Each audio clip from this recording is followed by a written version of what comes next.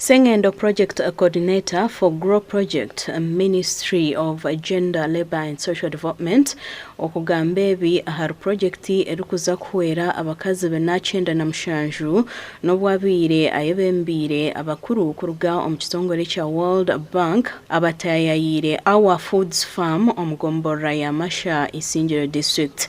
Aba babire bakurirwe Vara Lakshmi Vemuru, the practice manager social development operations Rust and Southern Africa region World Bank. The work-based learning program has taken off. It's taken us a bit of time, but we are glad. We have already selected 497 women across Uganda as a first cohort that are starting in about 17 enterprises. But just today we are adding on an additional, we started with 35 enterprises across the country.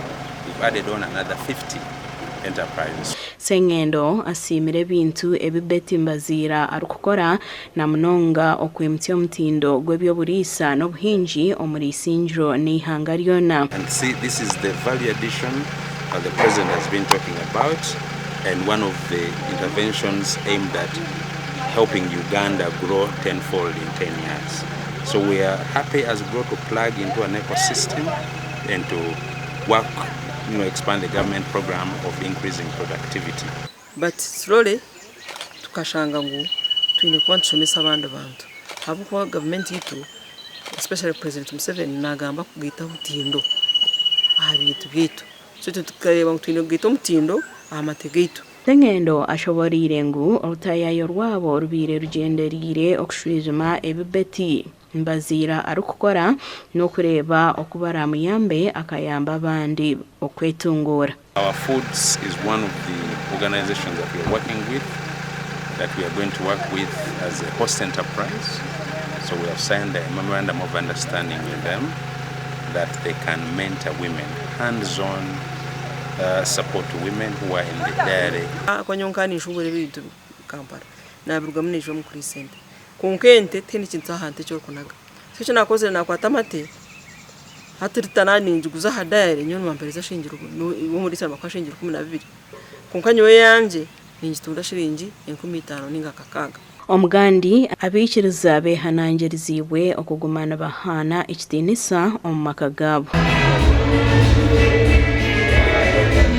Ebi nebindi bigambirwe izooba lya nyamwabazyo aha kanisa ya St. Mark Rukondo Church of Uganda omuri Kitagata Shema.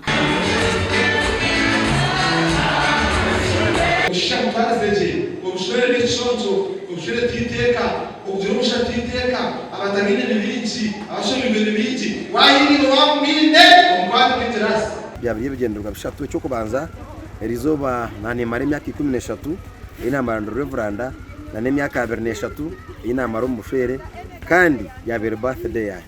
Ebyo bintu byona bishatu kumkombayiningira hamwe nareba nkoko mureberezo witu wa WestNehinda ari kutwegesa ruhango ine kumusimira ahabwe chori kagaruka kamusimira ahabwe cyotari.